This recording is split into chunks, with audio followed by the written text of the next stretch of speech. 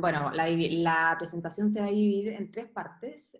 Voy a hablar primero de los cambios fisiológicos, que es importante diferenciarlos de los patológicos, y también como último tema, voy a hablar de las modificaciones preexistentes, eh, de condiciones preexistentes, está la diabetes, la uveitis y el glaucoma. En relación a los cambios oculares fisiológicos, voy a partir hablándoles del melasma, que es uno de los cambios más frecuentes, y corresponde a un aumento de la pigmentación alrededor del ojo que puede extenderse a párpados y mejillas. Estas pigmentaciones son transitorias y suelen desvanecerse en el periodo posparto. Se cree que se debe a un aumento de la melanogénesis y melanocitosis, y por lo tanto un aumento de los niveles de melanina. Esto, para que aparezca, depende también del tipo de piel de la paciente, la exposición a la luz solar y la predisposición genética. Un 11% de las embarazadas presenta hemorragia subconjuntival, generalmente después del parto por Valsalva. En relación a la córnea retiene agua por efectos hormonales, y esto lleva a una disminución de la sensibilidad corneal, que es mucho más evidente al final del embarazo. También un 14% de las embarazadas tiene un aumento de grosor corneal, y además hay alteraciones de la curvatura corneal en el segundo y tercer trimestre, y todo esto va a producir cambios en la refracción. Además, cuando los cambios de refracción se suman a las alteraciones de la película lagrimal, se pueden generar intolerancia a los lentes de contacto. Por lo anterior, se les debe recomendar a las embarazadas posponer las prescripciones de anteojos o lentes de contacto hasta al menos 2 meses posparto. Y obviamente está contraindicada la cirugía refractiva en ese periodo. En relación al uso de Krukenberg, se dan 3% de la embarazada, y no se ha visto que tenga correlación con un aumento de la presión intraocular. Este se ve en los 2 primeros trimestres, desapareciendo alrededor del tercer trimestre y periodo posparto temprano por un aumento del flujo salida. En relación a la película lagrimal, como les había dicho, esta también se altera. Están estos factores que provocan una reacción inmune que lleva a una destrucción directa de las células acinares, llevando a una disminución de la producción de lágrimas, y por lo tanto, ojo seco. En relación al cristalino, hay un aumento de grosor del cristalino, lo que lleva a una pérdida transitoria de la acomodación, y este se da en 14% de las embarazadas. La presión intraocular disminuye durante el embarazo, particularmente en la segunda mitad. Hay una disminución del apío en ojos normales de alrededor del 20%, y esta disminución es incluso mayor en pacientes que tienen hipertensión ocular, llegando hasta alrededor de un 25%. Esto se debe a un aumento del flujo de salida, en teoría por la vía uveoscleral, una disminución de la presión venosa epiescleral debido a disminución de la resistencia vascular sistémica, una disminución de la rigidez escleral por un aumento de la elasticidad de tejido, y todo esto va a llevar entonces a la disminución del apío, que vuelva a sus valores basales 2 meses posparto. En relación a la tosis, hay una serie de efectos hormonales que van a actuar a nivel de la aponeurosis del elevador, y se puede producir esta tosis tanto en el embarazo como en el posparto temprano. Sin embargo, esto tiende a resolverse a los meses posparto. Eso en relación a los cambios oculares fisiológicos. Ahora vamos a pasar a nuestro segundo tema, que son los cambios oculares patológicos. Acá yo les voy a hablar de la preeclampsia y eclampsia, que es una enfermedad súper grave en las mujeres, de hecho puede acabar con la vida de ellas. Y esta se puede clasificar con una retinopatía y corioretinopatía hipertensiva. También le voy a hablar de la corioretinopatía central serosa, que se ha visto que se asocia bastante a embarazadas. Voy a partir con un caso clínico introductorio. Se trata de una mujer de 32 años que había tenido un embarazo totalmente normal. Sin embargo, a las 36 semanas comienza con compromiso del estado general, un edema generalizado, y le toma la presión, que resulta hipertensa con 156,93 y proteinuria. La presión alta junto con la proteinuria hacen el diagnóstico de preeclampsia, y se decide realizar una cesárea de urgencia e iniciar tratamiento antihipertensivo. Sin embargo, la paciente responde mal a este tratamiento antihipertensivo, persiste hipertensa, y al día siguiente comienza con síntomas oculares, con metamorfopsia. Se deriva a oftalmólogo, le mide la agudeza visual, que resulta 20-20 en ambos ojos. La presión intraocular estaba normal, sin embargo, al fondo de ojo se ven estos desprendimientos de retina seroso asociados a esta mancha de Elting, que son infartos coroidales isquémicos. El fondo de ojo izquierdo estaba totalmente normal. Se le solicitó un OCT que evidenció lo mismo, un desprendimiento retina seroso en la región perifoveal inferior y una autofluorescencia en la cual las flechas indican estas lesiones hiper e hipoautofluorescentes irregulares. También se les pidió una angiografía con fluoresceína, que son las imágenes de la izquierda, y una angiografía con indocianina, que ve mejor la circulación coroidea. Y en tiempos precoces de la angiografía con fluoresceína se puede observar un silencio coroideo sectorial en relación a nuestro hallazgo en el fondo de ojo. Ya en fases más avanzadas, arteriovenosa, venosa y de recirculación, se empieza a ver en este mismo sector una hiperfluorescencia que aumenta en tamaño e intensidad. En la angiografía con indocianina se confirma esta hipoperfusión focal de la coroides y ya en tiempos más tardíos se puede observar estos hotspots hipersenescentes que aumentan en número e intensidad. Por lo tanto, estamos frente a un fondo de ojo derecho que presenta una isquemia coroidea focal y un desprendimiento de retina seroso como consecuencia de una coroidopatía hipertensiva inducida por esta preeclampsia. Por lo anterior se hizo el diagnóstico de coroidopatía hipertensiva del ojo derecho. Ahora, para entender un poquito más qué es la preeclampsia y la eclampsia, la preeclampsia se define como la aparición de la hipertensión asociado a proteinuria después de las 20 semanas de gestación. Esta también se puede presentar en el posparto y es generalmente desde las 48 horas hasta las 6 semanas posparto. La eclampsia, a su vez, es una preeclampsia asociada a convulsiones, o sea, un estado mucho más grave. Para entender un poquito la fisiopatología, lo que ocurre es que hay una placentación anormal que causa una isquemia placentaria crónica y un estrés oxidativo, induciendo la liberación de radicales libres, lípidos oxidados y factores angiogénicos que son responsables de una disfunción endotelial y vasoespasmo generalizado. Cuando esta disfunción endotelial y vasoespasmo afecta a los vasos coroideos, se produce una necrosis fibrinoidea de los vasos coroideos con oclusión del córeo capilar.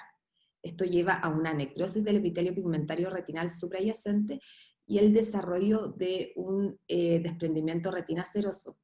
A su vez, si este vasoespasmo afecta a la vasculatura retinal, si esta es muy severa, puede producir una retinopatía hipertensiva. Eso en relación, como para entender un poquito más la fisiopatología. En relación a los síntomas oculares, se caracterizan por visión borrosa o disminuida, fotopsias, escotomas, defectos del campo visual y ceguera. Los síntomas visuales suelen ser prodrómicos, ya que suelen preceder a las convulsiones. En relación al fondo de ojo, lo más frecuente que veamos nosotros son los espasmos arteriolares focales y el estrechamiento arteriolar generalizado.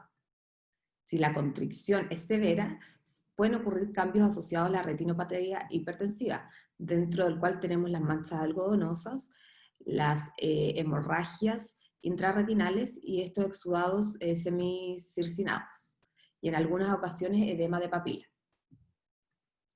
En relación a los signos de coroidopatía hipertensiva, hay desprendimientos de retina seroso, como en el caso de nuestra paciente, que puede ser localizado o confluentes, como en este caso, y se ha visto que estos desprendimientos suelen ser bilaterales y causan una pérdida de la agudeza visual que generalmente es transitoria y se resuelve posparto.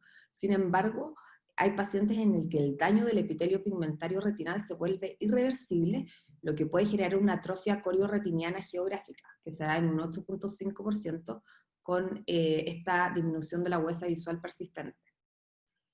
La circulación coroidea se ve mucho más afectada que la retina por su mecanismo de autorregulación, que es mucho más deficiente, por lo que ante presiones arteriales agudas o severas, la circulación coroidea se ve mucho más afectada. Eso en relación a la preeclampsia y eclampsia. Ahora vamos a ver nuestra segunda patología que se presenta en el embarazo y también voy a partir con un caso clínico.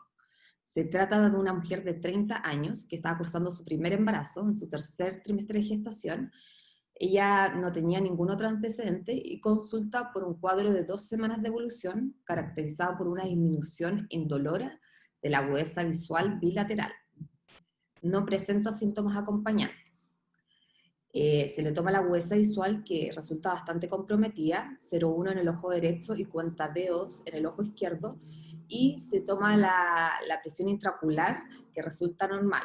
Reflejos fotomotores y motilidad está conservada. Al fondo de ojo destaca estas áreas elevadas circunscritas a nivel de la mácula, que es mucho más evidente en el ojo izquierdo, asociado a estos exudados subretinianos blancos grisáceos. Se le pide un OCT en donde podemos ver un desprendimiento del epitelio pigmentario, un DEP, y también podemos ver en este ojo un desprendimiento de retina seroso asociado a un DEP. Por lo anterior, se diagnostica una corioretinopatía central serosa. Como bien nosotros sabemos que la corioretinopatía central serosa es una patología que es 10 veces más frecuente en el hombre, en mujeres tiene una fuerte asociación con el embarazo, especialmente en el tercer trimestre. Esto es debido a que se cree que los niveles elevados de cortisol endógeno conducen a una mayor permeabilidad de la barrera hematorretinal, la coriocapilar y el epitelio pigmentario retinal, lo que resulta en esta acumulación de líquido subretiniano que conduce al desprendimiento retina neurosensorial. Acá, en este trabajo, se los muestro porque quería mostrarles cómo el cortisol plasmático total aumenta y alcanza su pic el tercer trimestre, que es justo en donde coincide cuando aparece la corioretinopatía central serosa, lo que apoyaría esta teoría. En relación al diagnóstico es clínico, sin embargo el OCT sirve para identificación y seguimiento. Dentro de las manifestaciones, el paciente puede presentar metamorfopsias unilateral y agudeza visual disminuida, y en el fondo de ojo un desprendimiento de retina neurosensorial, como fue el caso de nuestra paciente, asociado a exudados subretinianos fibrosos.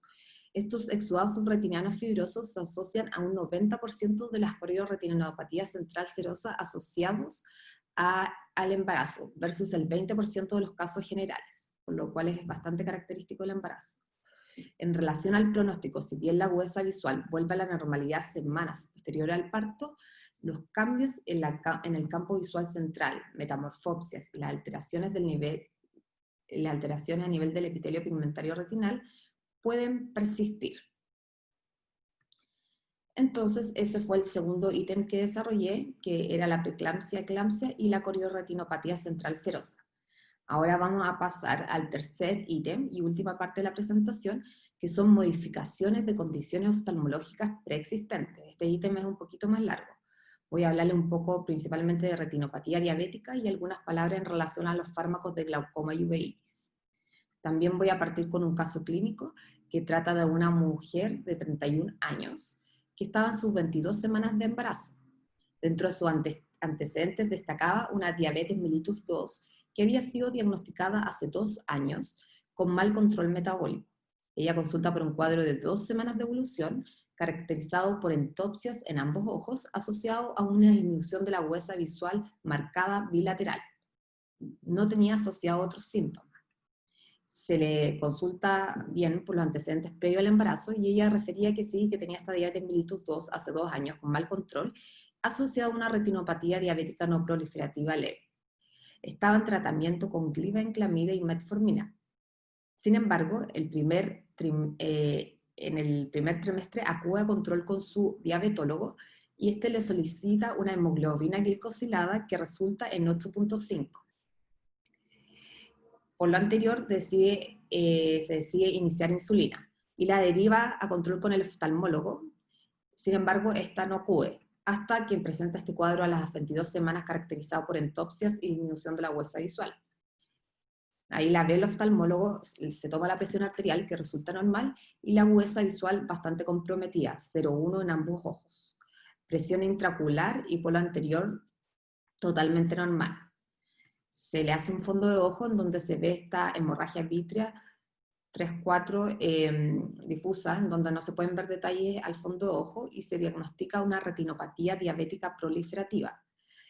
Con este caso yo quería recalcar la progresión que puede tener la retinopatía diabética durante el embarazo. De hecho, acá en 5 meses pasó de ser una retinopatía diabética no proliferativa leve a una retinopatía diabética proliferativa. Si bien la fisiopatología no está del todo dilucidada, hay varios factores que están implicados, tanto hematológicos como hormonales, metabólicos, cardiovasculares e inmunológicos, los cuales cumplen funciones fisiopatológicas.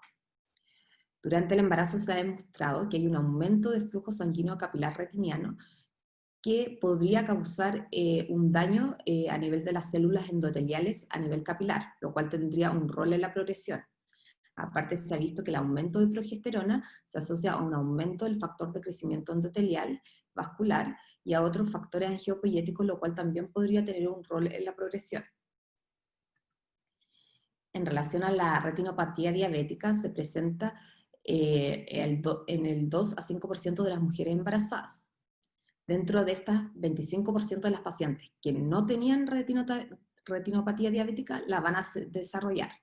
Un 50% de los pacientes que tenían retinopatía diabética no proliferativa van a progresar. Y un 25% de los pacientes con retinopatía diabética no proliferativa van a progresar a proliferativa, como fue el caso de nuestro paciente. Dentro de la progresión, el factor de riesgo más significativo es el grado de retinopatía al momento de la concepción. También la duración de la diabetes mellitus, el pobre control glicémico, en particular el aumento de la hemoglobina glicosilada basal, la presión arterial elevada. Esos serían como todos los factores de riesgo. En la evolución, el empeoramiento de la retinopatía diabética es mayor en el segundo trimestre, sin embargo hay una discreta mejoría en el tercer trimestre y posparto. Además, si bien el edema macular puede aparecer en el embarazo o empeorar, se ha visto que hay una regresión del edema macular en el posparto también. El MinSal recomienda que toda paciente con diabetes pregestacional, que todo lo que he hablado de la diabetes pregestacional, debe tener al menos un fondo de ojo en el primer trimestre. Y ahí hay que evaluar si es que la paciente no tiene retinopatía diabética o tiene una no proliferativa leve a moderada, se debe controlar al menos una vez por trimestre. Ahora, si la paciente presenta una retinopatía diabética no proliferativa severa o proliferativa, el control debe ser mensual y reevaluar según la condición. Y en estos últimos pacientes es importante continuar bajo control oftalmológico por al menos 6 meses después del parto. En relación a la diabetes gestacional, no es necesario el control oftalmológico ya que no tienen mayor riesgo de desarrollar retinopatía diabética. En relación al manejo, obviamente en el escenario ideal, lo mejor es ver a la paciente antes de que se embarace y lograr un control metabólico adecuado, y en caso de que ésta tenga retinopatía diabética no proliferativa severa o proliferativa, realizar panfotocoagulación, ya que se ha visto que este disminuye el riesgo de progresión alrededor de un 50%. También se debe tratar la retinopatía diabética proliferativa, independiente del estado del embarazo, ya sea con láser y vitrectomía. En relación al edema macular inicial, como suele resolverse posparto, como les conté, la observación consiste en una opción de manejo razonable. También en caso de que este no sea, se puede considerar también los corticoides intravitreos, pero siempre evaluando riesgos versus beneficios. De hecho, acá le quería mostrar esta tablita, que es la clasificación de la FDA, donde la FDA clasifica los medicamentos según cómo se categorizan su perfil de seguridad. La categoría C corresponde a que estudios en animales han mostrado algún efecto adverso, sin embargo no hay estudios adecuados y bien controlados en embarazadas. Por lo tanto, en estos pacientes, si es que se quieren usar, hay que evaluar riesgo versus beneficio. Es decir, sería recomendable evitarlos salvo que el beneficio supere al riesgo del feto, ya que hay un 1% de probabilidad que este pase a la circulación sistémica. Eso sería en relación a la retinopatía diabética en el embarazado y su fisiopatología. El segundo tema es el glaucoma. La prevalencia del glaucoma en edad fértil es de un 0,42 a un 0,73%. Si bien yo les conté que la presión intraocular disminuía durante el embarazo, hay un pequeño porcentaje de embarazadas con glaucoma preexistente que tienen una presión intraocular elevada que requiere tratamiento. Y por eso, obviamente, el escenario ideal es evaluación terapéutica preconcepción, donde la trabeculoplastía con láser tendría un rol. En caso de que la paciente ya llegue embarazada, hay que evaluar tratamiento médico versus láser versus cirugía. En relación al tratamiento médico, los fármacos tienen efectos potenciales en varias etapas y los riesgos incluyen teratogenicidad en el primer trimestre, parto prematuro en el segundo y tercer trimestre y toxicidad en la leche materna por la excreción de estos medicamentos. Dentro de los hipotensores oculares, el único que es categoría B, es decir, que no se han demostrado efectos adversos en el feto, o sea, perdón, en los animales, pero tampoco hay estudios en humanos. Eso es categoría B. El único que es categoría B es la brimonidina, por lo que debe ser considerado primera línea en el primer y segundo trimestre. Sin embargo, hay que evitarlo cerca del trabajo de parto y lactancia, ya que puede causar una depresión del sistema nervioso central. En relación a los beta bloqueadores, estos son etapas C, o sea, categoría C, que quiere decir que en estudios en animales se han visto efectos adversos, sin embargo no se cuentan estudios en humanos. Acá, a pesar de que el tratamiento oral se han descrito casos de bradicardia y arritmia fetal, y además este medicamento pasa a la leche materna, los beta bloqueos tópicos se usan comúnmente en el embarazo, dado que no hay evidencia significativa para restringir su uso y no se han observado efectos adversos secundarios significativos con los beta bloqueos tópicos. Sin embargo, hay algunos autores que recomiendan su suspensión 2 a 3 días antes del parto para evitar el beta bloqueo del infante. En relación a las prostaglandinas, se ha visto que esta se puede asociar a abortos en estudios animales. Sin embargo, la dosis oftálmica no están seguros que pueda causar esto.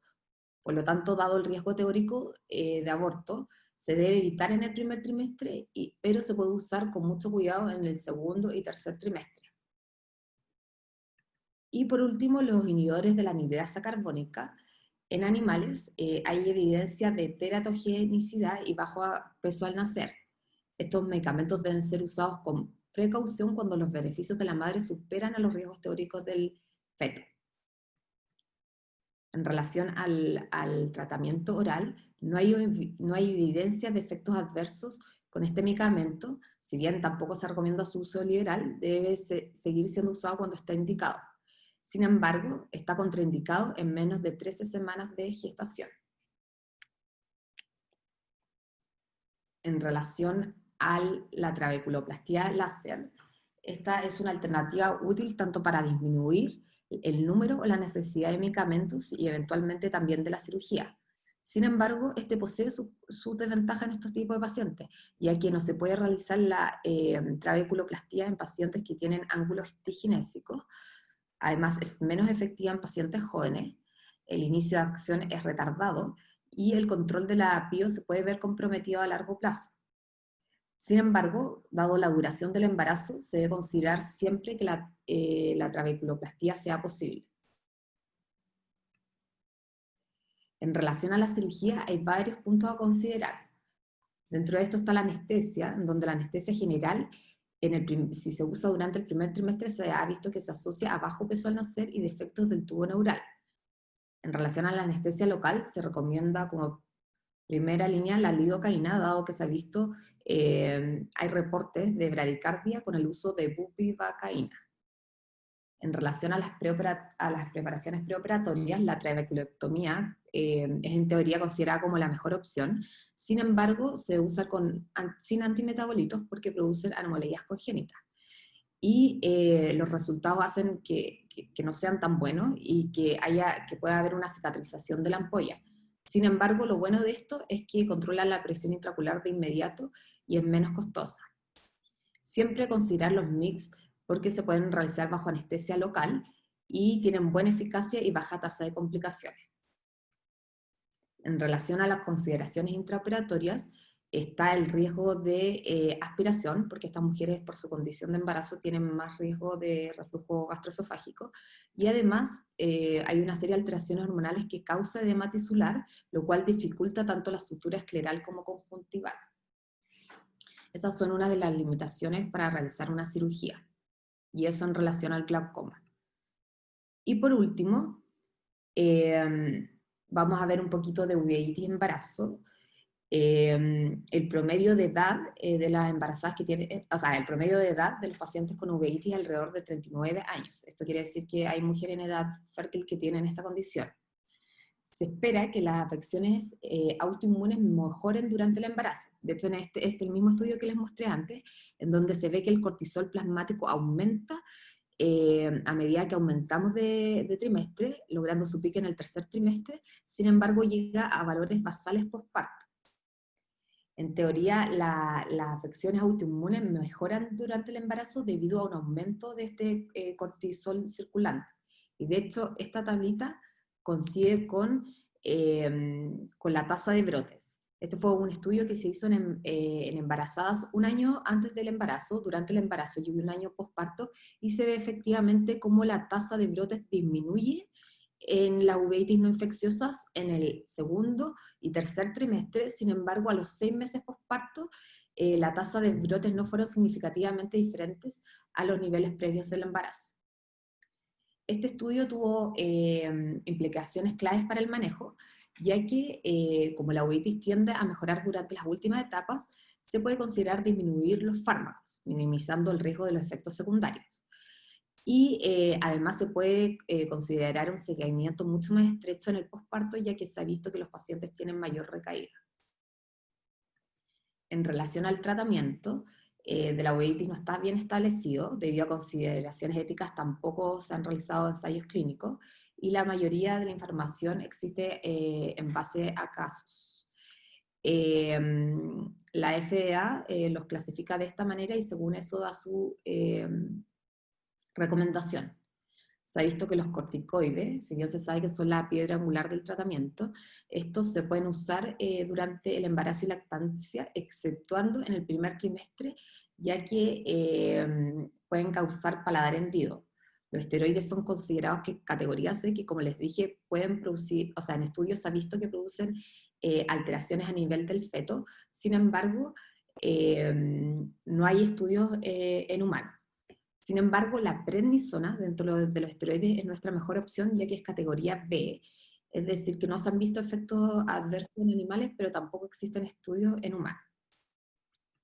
En relación a los inhibidores de alfa, son categoría B, y estos se pueden usar en el embarazo, excepto en el tercer trimestre y lactancia, ya que se ha visto a que se asocia a alteraciones del sistema inmune en el feto. De hecho, las administraciones de vacunas de virus vivos atenuados para los recién nacidos de madres que han usado estos medicamentos debe posponerse al menos 6 meses después del parto. Además, se ha visto que pasa la leche materna, por lo tanto está contraindicado la lactancia.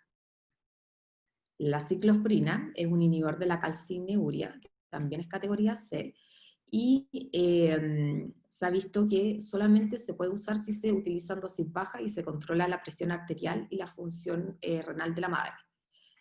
Está contraindicada en la lactancia porque es excretada a través de la leche. Por último, el tacrolimus, no hay estudios concluyentes en relación a su uso, por lo tanto no se recomienda. La ciclofosfamida es un alquilante, es un agente alquilante, es decir, son bastante tóxicos, por lo que se ha visto que se asocia a malformaciones fetales y tampoco se recomienda. En relación a los antimetabolitos tampoco son recomendados, de hecho el metotrexato está contraindicado, ya que es categoría X, que es contraindicación, ya que es teratogénico y abortivo. Y además pasa a la leche materna. El micofenolato tampoco se recomienda, y la acidoterapina no hay, o sea, el uso limitado y controvertido, no hay estudios concluyentes, así que tampoco se recomienda. A modo de resumen, ¿qué podemos usar en una paciente con uveitis? Corticoides, exceptuando en el primer trimestre por el paladar hendido, inhibidores de TNF-alfa en primer y segundo trimestre y no en el resto porque pueden producir esta alteración del sistema inmune del feto, y ciclosporina siempre que la dosis sea baja y controlando la presión arterial de la mamá y también la función renal. Eso en relación a la uveitis no infecciosas. Y en relación a la uveitis infecciosa solamente voy a hablar de toxoplasmosis ocular. Esta es una enfermedad sistémica causada por el Toxoplasma gondii, que se adquiere por primera vez durante la gestación y puede afectar gravemente al feto. La infección, como sabemos, se adquiere principalmente por la ingestión de alimentos o agua que está contaminados por ooquistes derramados por gatos o al comer carne cruda que contiene quistes del tejido, como carne de cerdo. Después de la adquisición materna del Toxoplasma gondii, por primera vez en la gestación, el parásito ingresa a la circulación fetal por la infección de la placenta. Se ha visto que la prevalencia en mujeres entre los 15 y los 44 años de toxoplasmosis es de 9.1. La incidencia de infección primaria en embarazadas es de 0,2 a 1,1% por mil embarazadas, y 40% de estas enfermedades primarias en embarazadas resulta en una infección congénita. Este cuadro es como súper explicativo, ya que muestra que la frecuencia de transmisión y la gravedad de la enfermedad están inversamente relacionados. Entre menos semanas de gestación tenga la guagua, es mucho menos probable que se transmita. Sin embargo, si se llega a transmitir, pueden producir una toxoplasmosis grave, incluso llegando al aborto. Esto ocurre durante los 2 primeros trimestres. Sin embargo, en el último trimestre se ha visto que si se transmite se ha visto que se transmite con mucha más frecuencia. Sin embargo, las alteraciones que se ven a nivel del feto son mínimas. En relación a la madre, lo que podemos ver en polo anterior son precipitados de grasa carnero, y esta se considera una uveitis hipertensiva. En el fondo ojo podemos ver lesión soleantada de bordes borrosos y color blanco, amarillento o blanco grisáceo. También se puede ver faro en la niebla en caso que la reacción inflamatoria sea severa, y estos cuadros se asocian a vitreitis. En relación al diagnóstico, se hace tanto con la clínica como con los exámenes serológicos. Lo ideal, y que se hace en otros países, pero lamentablemente no en Chile, es solicitar una IgG al comienzo del embarazo para identificar qué mujeres tienen riesgo de tener la prima infección. La IgG, la avidez por IgG, es una maduración de la afinidad que tiene el anticuerpo por el antígeno, que va a ser más potente entre más crónico sea. Entonces, si la afinidad es fuerte, uno piensa que la infección lleva más de 4 meses. Entonces, no hablaría de algo crónico. La IgM, si bien habla de algo agudo, esta se puede mantener hasta 2 años elevada, por lo tanto, solamente nos sirve si es negativa, ya que nos descarta infección aguda. Y la IgA dura como alrededor de 7 meses, por lo tanto también podría ayudar en infecciones agudas. Sin embargo, la IgA y la IgE no se solicitan mucho. En relación a la PCR del líquido amniótico, depende qué método sea utilizado y en qué semana se realiza. Se recomienda que se realice de las 18 semanas en adelante para evaluar si es que el feto tiene la infección o no. La PCR del líquido vitro-acuoso es útil para establecer el diagnóstico en pacientes que tienen lesiones retinianas atípicas o que no están respondiendo bien al tratamiento o que son pacientes inmunosuprimidos. Nosotros a toda mujer tenemos que hacerle una prevención primaria que incluye no comer carnes que no están bien cocidas, no ingerir vegetales crudos cuando no se puede asegurar que fueron bien lavados, realizar siempre un lavado minucioso de manos y de los utensilios de la cocina luego de manipular carne cruda o vegetales frescos, y en caso de realizar trabajos de jardinería, usar guantes y lavarse las manos. Se debe evitar el contacto con excretas de gato, y en caso de que la paciente tenga un gato, se recomienda remover las excretas diariamente con guantes y lavados de manos posterior, ya que se ha visto que los ooquistes son infectantes a partir de las 36 horas. En relación al tratamiento, se recomienda el primer trimestre y parte del segundo trimestre espiramicina, y ya en el final del segundo trimestre y tercer trimestre, pirimetamina, sulfadiazina, asociado a ácido fólico.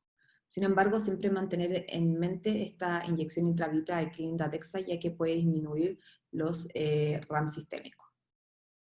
Eso en relación a este tema, la toxoplasmosis. Y bueno, como conclusión, diferenciar cambios fisiológicos del embarazo de aquellos que conforman la enfermedad, evitar todos los fármacos durante el primer trimestre y en caso de necesidad se recomienda el uso de aquellos cuyo nivel de seguridad sea A, B o C, siempre evaluando riesgos versus beneficios, evitar la instilación excesiva y realizar compresión de la región lagrimal para evitar el flujo de gotas del canal nasolagrimal y individualización de caso a caso.